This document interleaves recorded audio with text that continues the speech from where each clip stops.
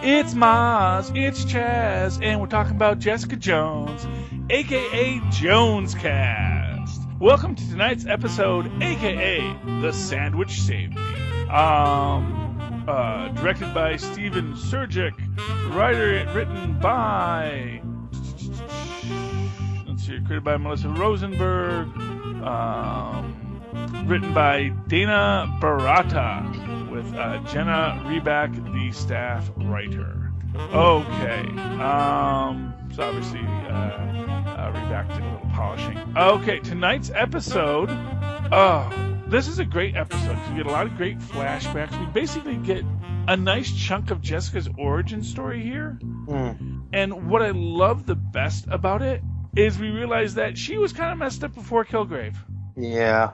You know, that she was a rudderless superhuman. And it is this, you know, it's one of these great things, I think, about the idea of randomly distributed superpowers in the Marvel Universe, is that a lot of people don't immediately think, oh, I should go be a superhero or I should go be a supervillain.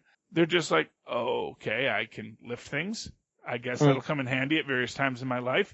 And I think we also get this very nice thing between her and Luke Cage in the fact that neither one really wants to be a superhero, but because of their superhumanity, they keep on being the only people that can stand up with it. It's your basic great power with great responsibility shtick. Right. Because, you know, as I always say, you know, the most important thing to remember about Peter Parker and Spider-Man is that when he got his superpowers, his initial idea was, I need to go on David Letterman. Well, or at that time, what was it? I forget. Why am I blanking out his name? But you know, he had to go on talk shows and do amazing feats of sputterish wonder. You know, because that's how he understood. Because that was his motivation. And I always thought that was so petty, so venial, and so honest about what someone who gained superpowers would probably do, you know? Because the reality is most of us probably aren't going to turn to crime because, you know, most of us are still cowards and don't want to go to jail. Or, you know, we're just good people. Well, yeah, we're good people. But then we also probably wouldn't just jump into superheroism because that just seems like, again, really dangerous and probably hard to do. You never know, you know, should I really be interfering in these people's lives? Who am I to judge? What, you know, you don't want to be like, you know, Batman, a billionaire who beats up on poor people and the mentally ill, you know, every night. You know, you want to feel like you had some kind of autonomy and self-direction there. But, you know, so I love that. And we do, I think it is said here that her parents died. Yeah, in fact, that's what when Simpson, when he talks to Trish Walker, who we do find out is Patricia Walker, who modern comic fans know as Patsy Walker Hellcat. But of course, if you go far back enough, she is actually Patsy Walker, the essentially Marvel's Archie Andrews. She was like the teen romance book, and she had wacky adventures as a lovable redhead in upstate New York. And of course, in this, we find out that she was actually like a Disney child star, like basically like a Britney Spears or whatever. Which you got to know that there's got to be a Patsy Walker album out there at some point, because you know that her mom would have definitely made her be a triple threat. We find out that, you know, after Jessica's family died, she was adopted by Patsy Walker and her mother, although we don't really get the details into that yet. We also see that Patsy is a bit of a fangirl when it comes to superheroes, because she really wants to press Jessica to go be a superhero. Right. Which is also, I think, kind of interesting in the sense that, you know, why is that the logical choice, you know? Yes, you have powers, but, you know, if if it's like this. It's like if you want to use superpowers to fight crime, wouldn't the logical thing be go join the police department? That's true. I have superpowers. I'll go join the police department, and I will legally fight crime. Yeah. And yeah, but people don't always do that. Moving on from there, because there's a lot going on in this episode, and we've got basically a couple different subplots. We get a nice scene with Hope Schlottman and Jessica Jones, where basically Hope has reached out to Jessica to get her some cash. Yeah. And she needs to get this cash. And she doesn't want to have money in her commissary account. She wants, cold hard. Easily transferred. Well, exactly.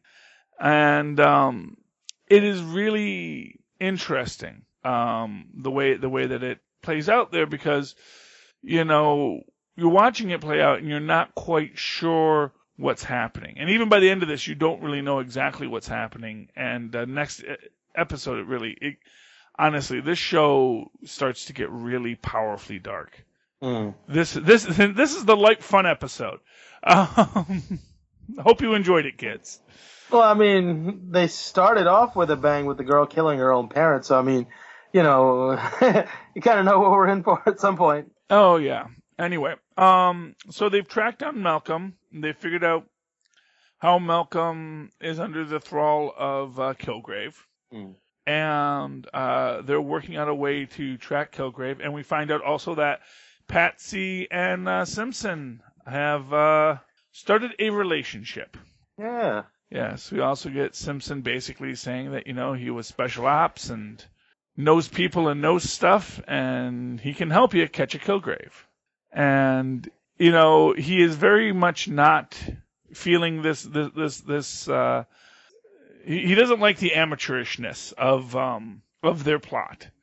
And, he makes good points about, you don't want to use a rifle because, that takes a lot of setup. You have to know where he is and you have to get a clean shot, stuff you wouldn't necessarily think about just being a superhero.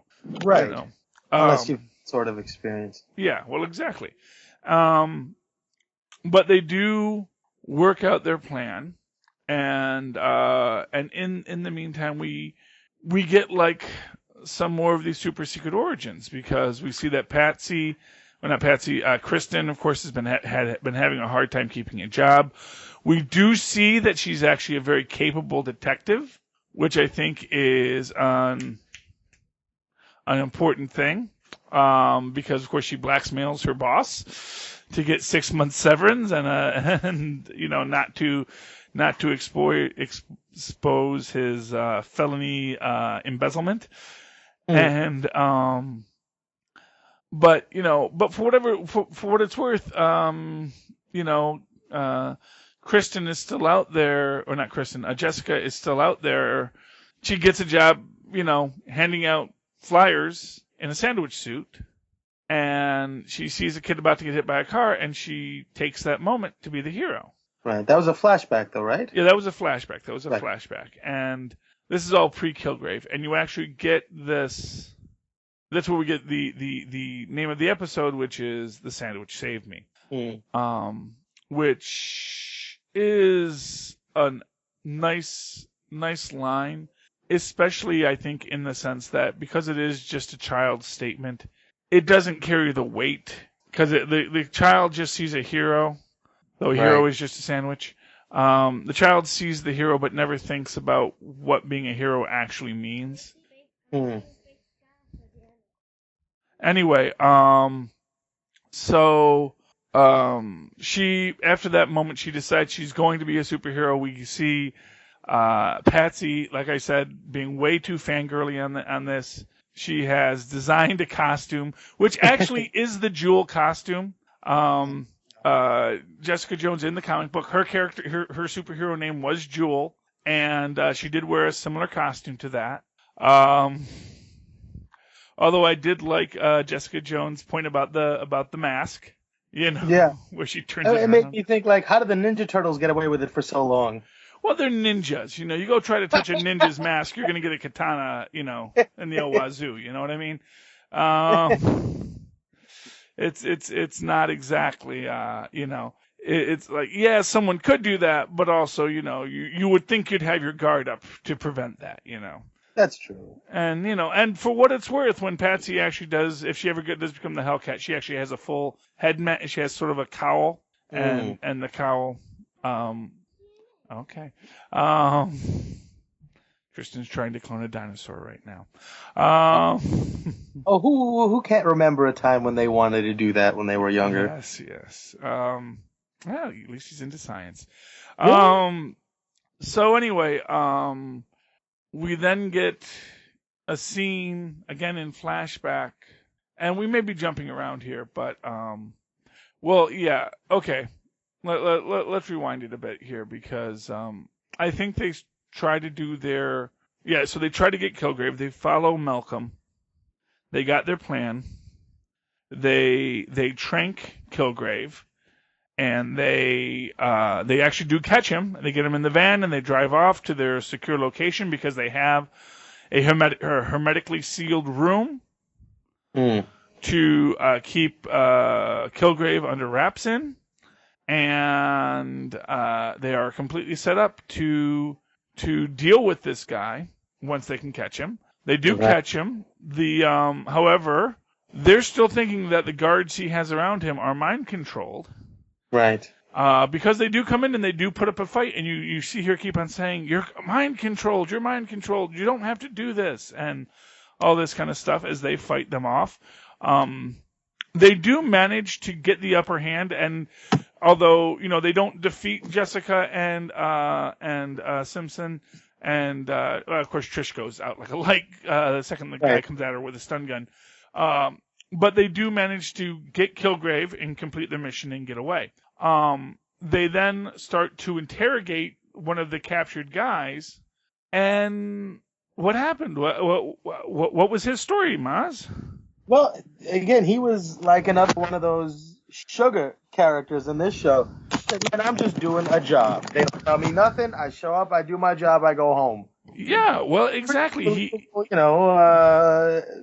Situation. Well, yeah, he doesn't know this guy. He never spoke with him, which is important because if he never spoke with the guy, that means he was not mind controlled in any way. Right. And it's just he was hired to do this. And of course, Jessica realizes that, Kilgrave realized he couldn't rely on his powers alone. Well, yeah, so he paid people because if you pay them, they'll protect you even if you're unconscious. Right. Even if they don't like you. Well, of course not, Do any bodyguards like the people whose bodies they guard? I don't know. What I thought was interesting here was he's such a powerful character, and it almost annoyed me that they were able to get him this way. But then, of course, I was like, you've got to believe he's smarter than this. And of course, since he has a tracker on him, you're like, okay, the reality of this situation is redeemed a little bit in my eyes. You can't just catch a Kilgrave that way. Well, see, here's what you got to remember. He is very powerful, but, guys that are that powerful also get cocky. Yeah. And they also maybe don't realize how vulnerable they are. I mean, really, as I always say, every time, he's a guy who knows he has powers. And he has met other people with powers as well. And every time he walks into a room and starts flexing his power muscles, he's gambling that there's not someone there who's bigger and badder than him. Yeah. Now, granted, he's a sociopath, and he doesn't think anyone is bigger or badder than him, and that is sort of why he's that way. But you realize, not for nothing, he walks into that brownstone on Baker Street where a certain former neurosurgeon lived. Mm-hmm. That might not end well for him, Yeah. That there are these characters that are way more powerful than him. And it is important to remember that, as scary as Kilgrave is, he was always a C-lister, like every other mind control villain, because mind control, it's an amazing power, but it's also, you know, it's a great power if all you want to do is eat at fancy restaurants and have people wait on you. Hmm. If you actually want to do something, he's still just a guy, Yeah. He's still just a guy that, you knock him out with drugs, he's going to be knocked out. You gag him, he can't talk. He's got no Yeah. invulnerable. You shoot him from 40 feet away, and he is all dead and stuff, Huh. He is not powerful, except he does have this really great superpower that does this one thing. That's kind of creepy. It's actually an interesting thing. In the actual Jessica Jones comic, they actually make a point that Kilgrave doesn't usually have sex with his victims because that's so easy. That'd be too easy. Okay, I can understand that. It was like less than interesting. And really, at a certain point when you're in that situation, it's the fakeness of it might become very. It's like Yeah, I mean, the whole point is it's got to be gratifying, but if they're doing it just because, they're told to and they don't really want to, then how gratifying is it really, Yes, and you say, "Oh, tell me how girthful I am." They're just going to say it. It actually has no bearing on the reality of your own girthfulness.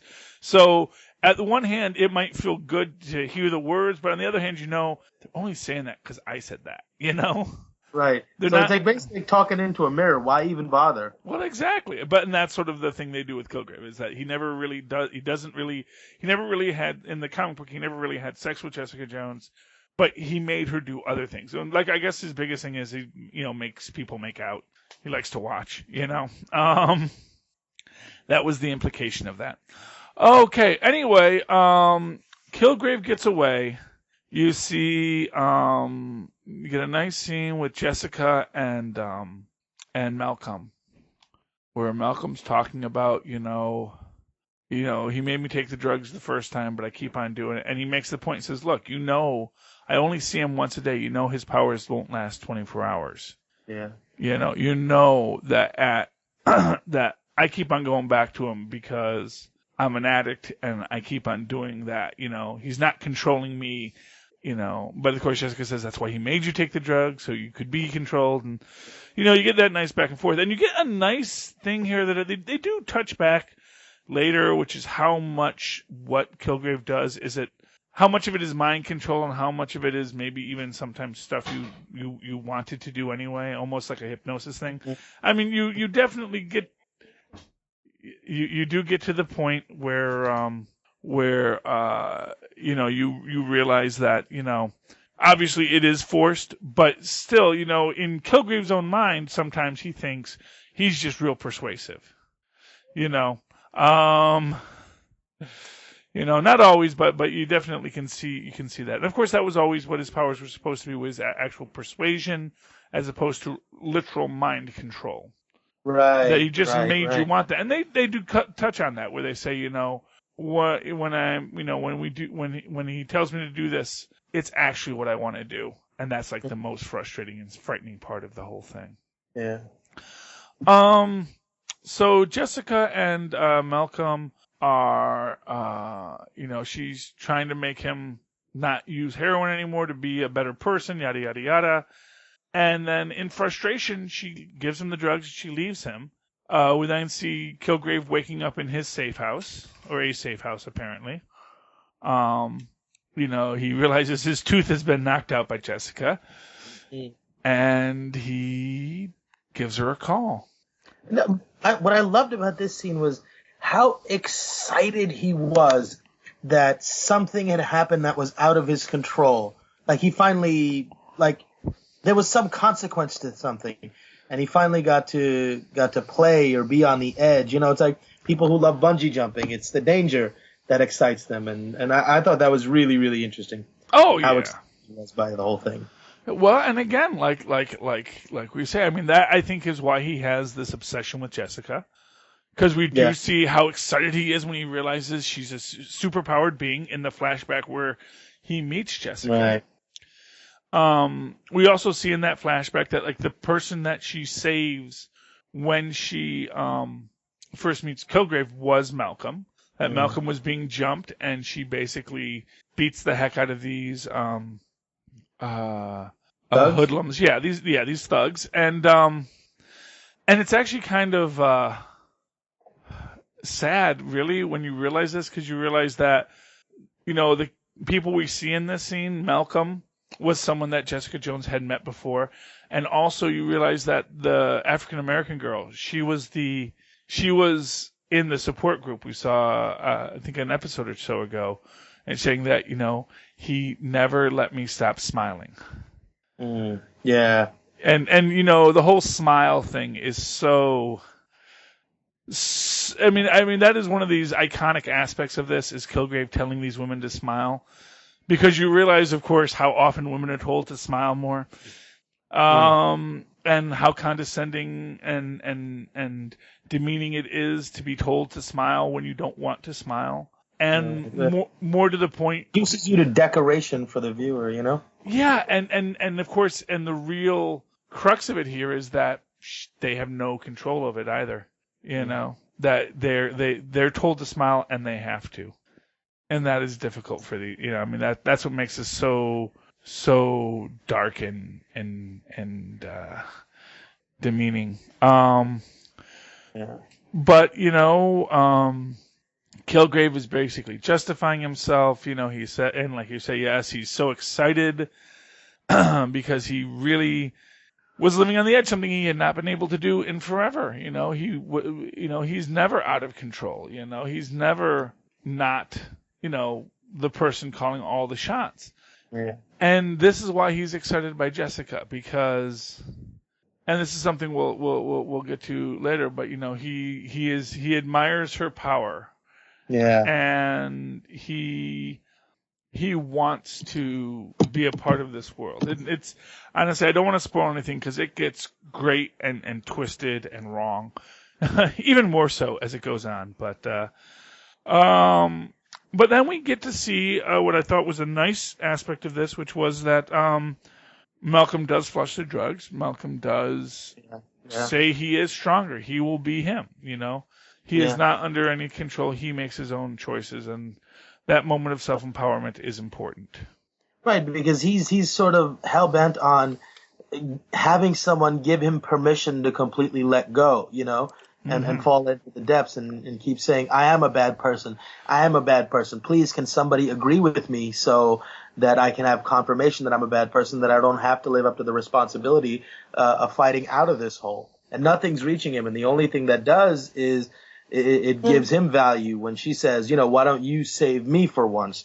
And it's like, oh boy, somebody needs me, and that's, I think, where he turns the corner. I thought that was really, really, really pretty awesome. It was really fantastic.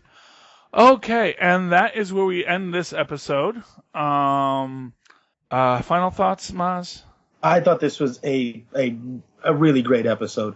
The character of Simpson is really, really growing on me. I think he's probably one of my favorite characters on the show right now. Oh yeah, and honestly, really, the show is going to start hitting its stride. It is, it's going to start moving faster and faster and more excitedly, and Simpson's story and Patsy's story and Jess's story and Kilgrave's story all really start to grow and change. And actually, even Malcolm, who does get a really beautiful arc in this, it all starts to grow from here.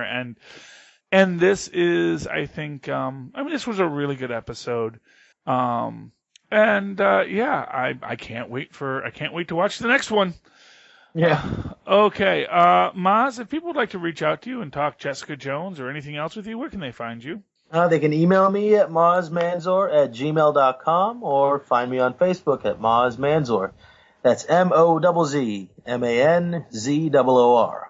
Very good. And, of course, you can always write to me in that old-fashioned email way, the way our Mozz and Poz once did, at superconnectivityblog@gmail.com. That's superconnectivityblog, all one word, @gmail.com. And, of course, follow me on the Twitters as I live tweet shows that aren't on Netflix, like The Incredible Hulk, 7 o'clock on Saturdays on MeTV, Agents of S.H.I.E.L.D. at 10 o'clock on Tuesdays, and when I can, Legends of Tomorrow at 9 o'clock on Tuesdays, at Charlie Esser, that's CharlieEsser, E-S-S-E-R. Look for the 2 E's right there in the middle for quality. Okay, my JonesCasters, thank you for joining us, and AKA, come back here next week. Good night.